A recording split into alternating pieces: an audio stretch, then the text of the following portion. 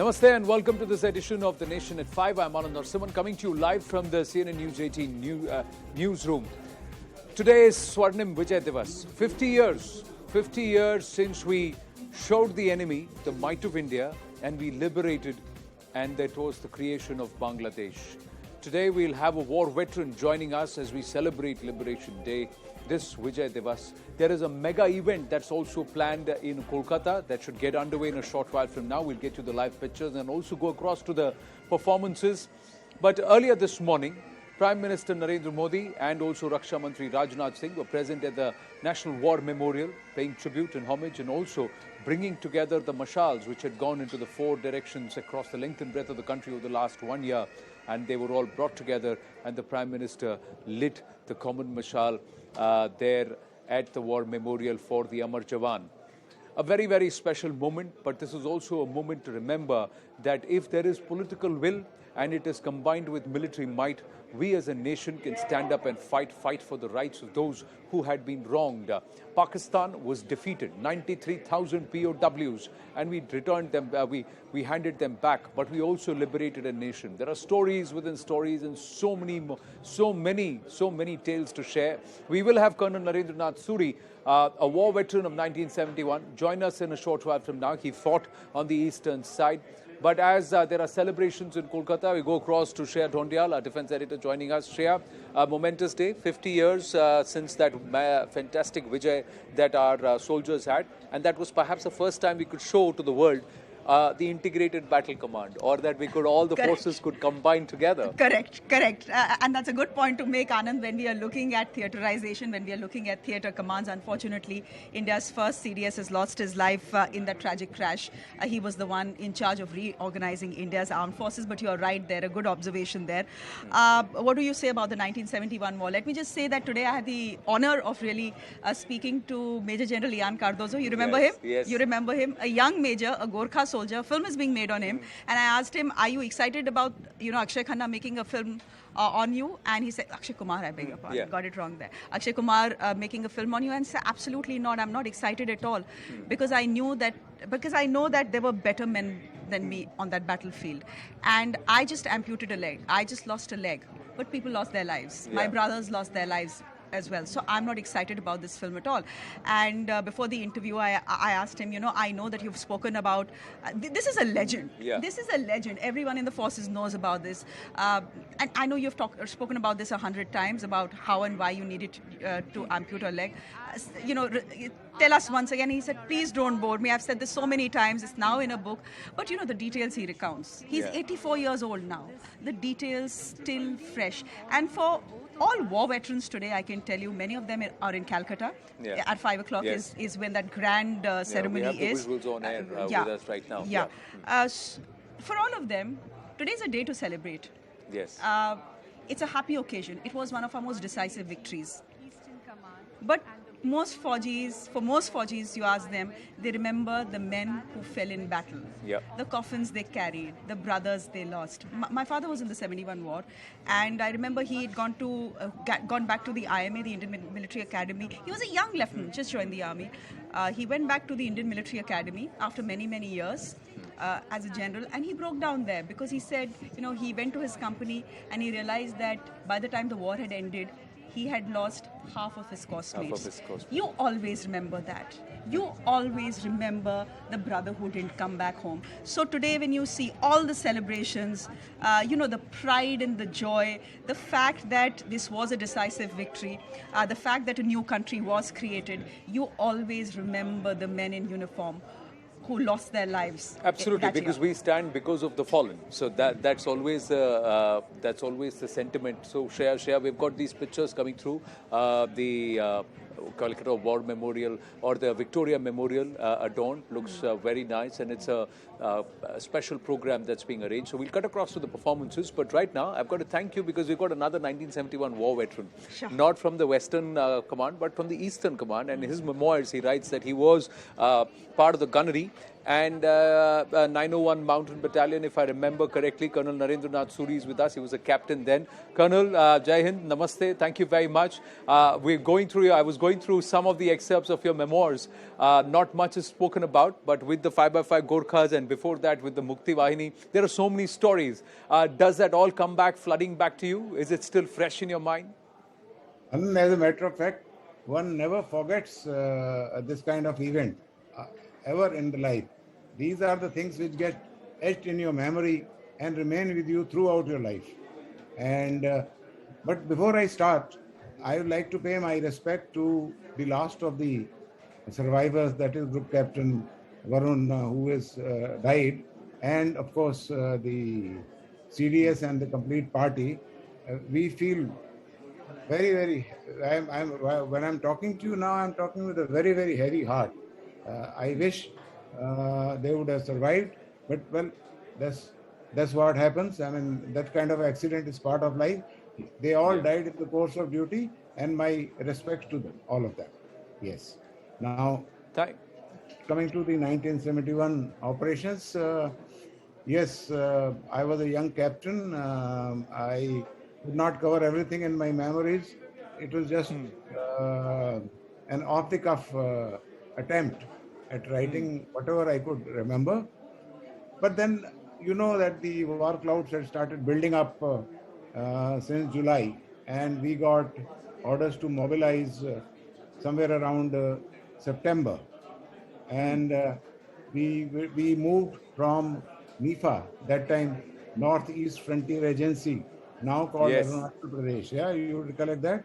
So that time we moved from NIFA, and we had to negotiate. That was a tough move because we had to cross a nala called Digaru, and Digaru in the local language is called Mad. It's a Mad. It's a mountainous nala, very difficult to negotiate. And I remember till now that all of us, with the helps of recovery vehicles and elephants, can you imagine one elephant pushing your vehicle from the back and one carrying you forward and all.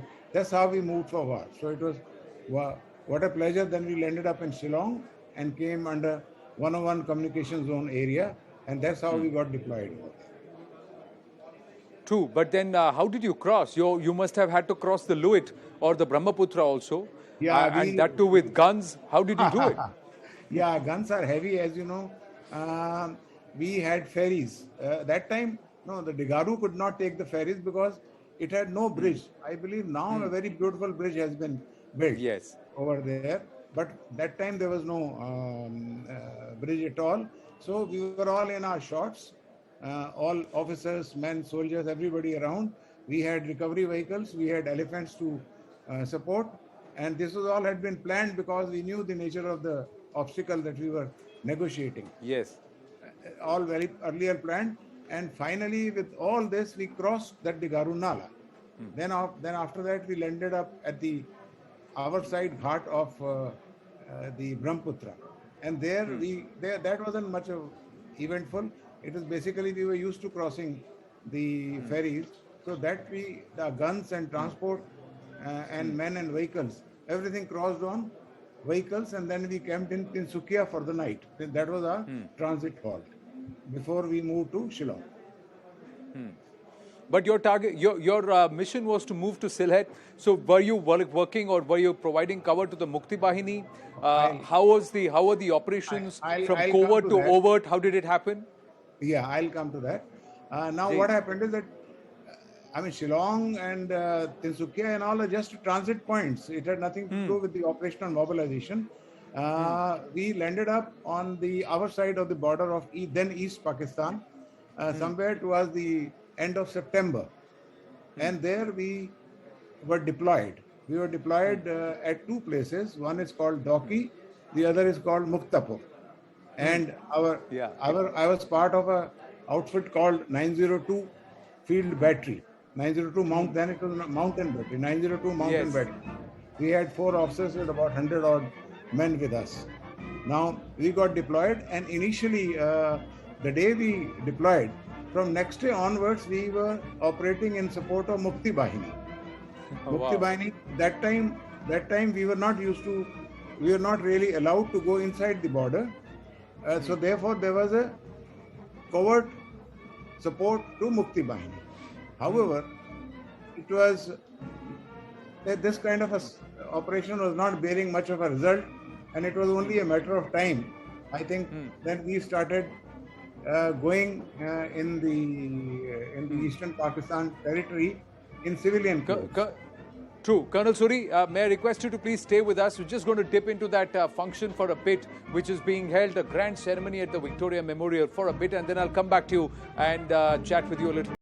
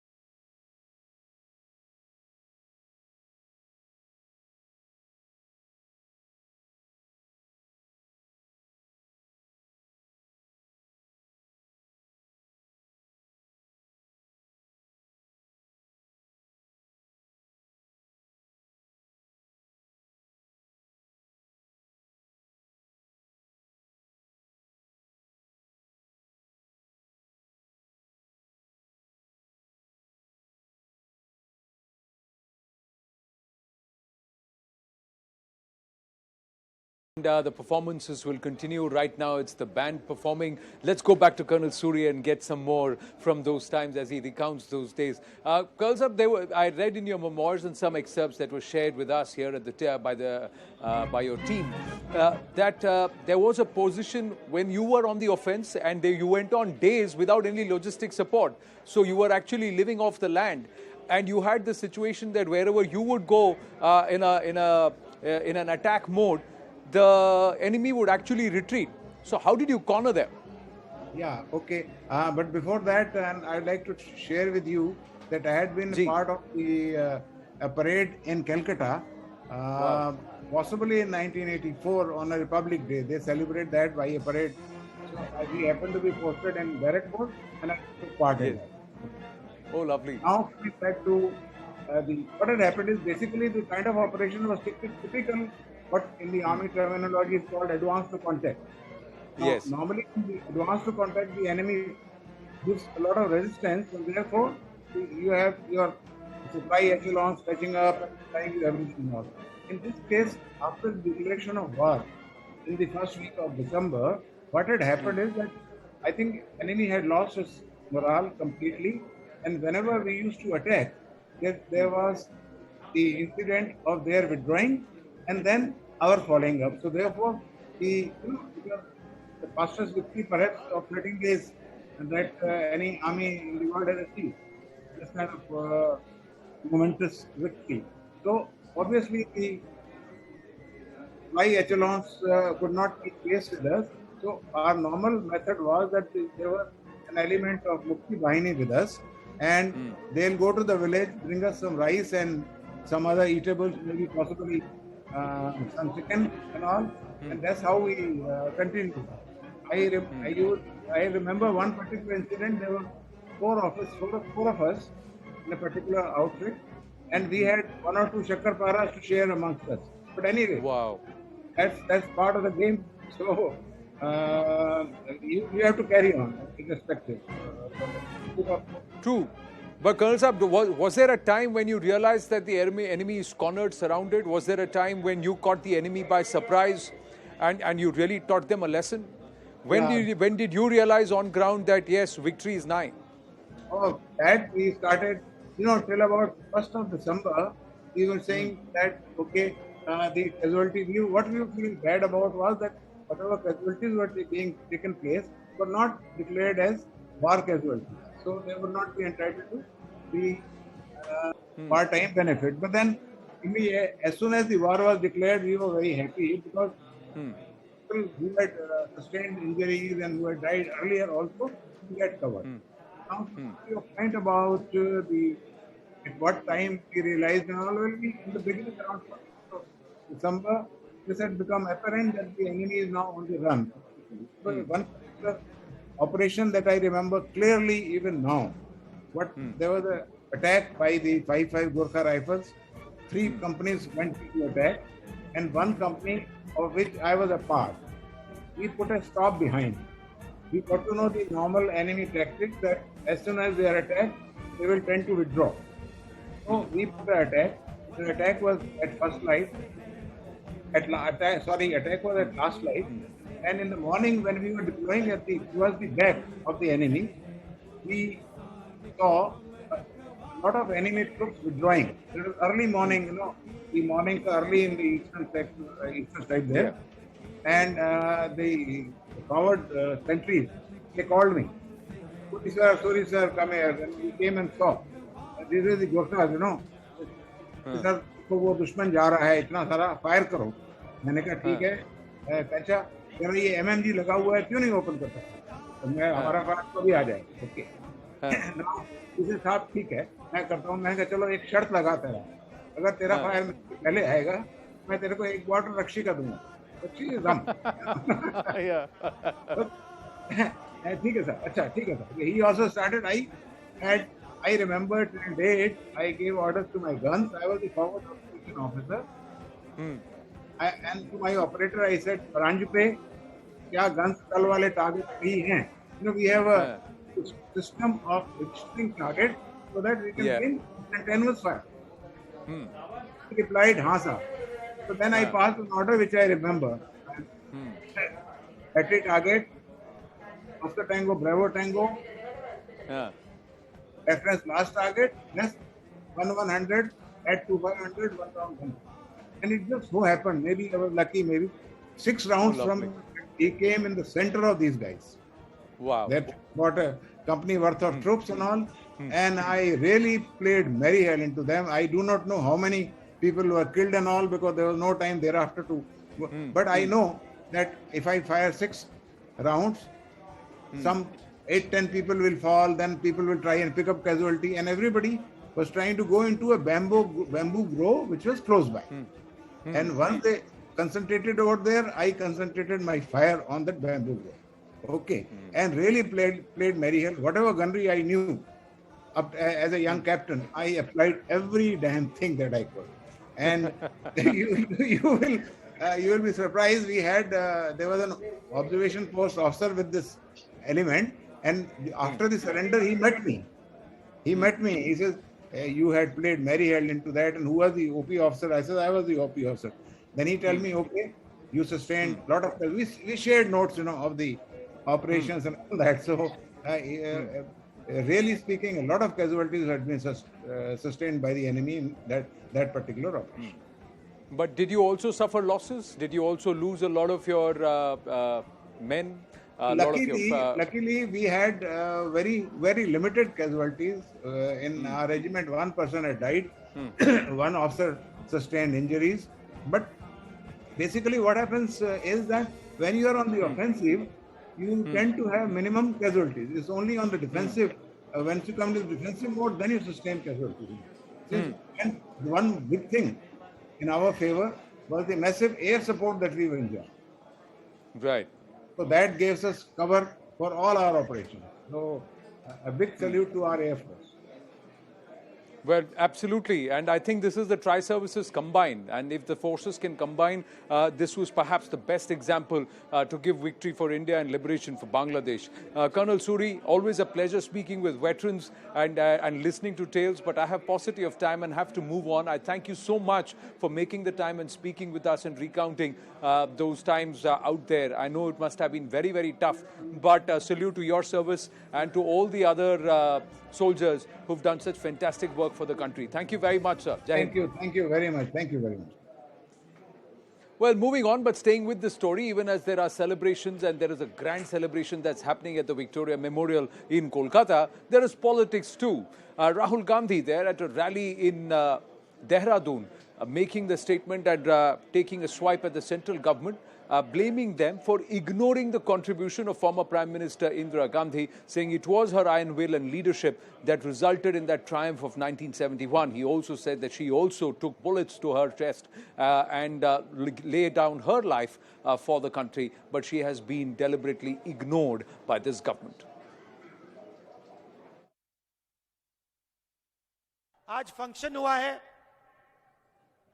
Bangladesh लड़ाई का function हुआ है दिल्ली में, उसमें इंदिरा गांधी का नाम तक नहीं है। जिस महिला ने 32 गोली खाई, इस देश के लिए 32 गोली खाई, उनका नाम तक नहीं है,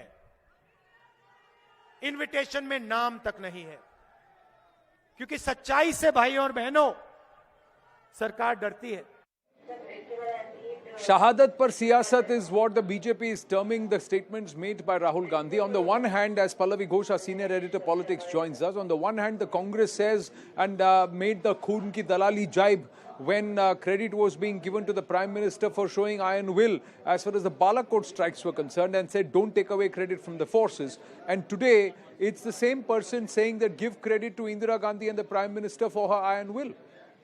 Yes, absolutely, and which is why I think that this is something which is a double-edged sword for the Congress party. As far as the national security issue is concerned, the forge is concerned, the Congress has often been caught on the wrong side, from being accused of demeaning our armed forces or the Balakot strike issue, to now, of course, raising the point that, you know, the Shahadat of Indira Gandhi is something which also must be acknowledged on a Vijay Diwas day like today. But the Congress's political strategy over here, Anand, is very simple.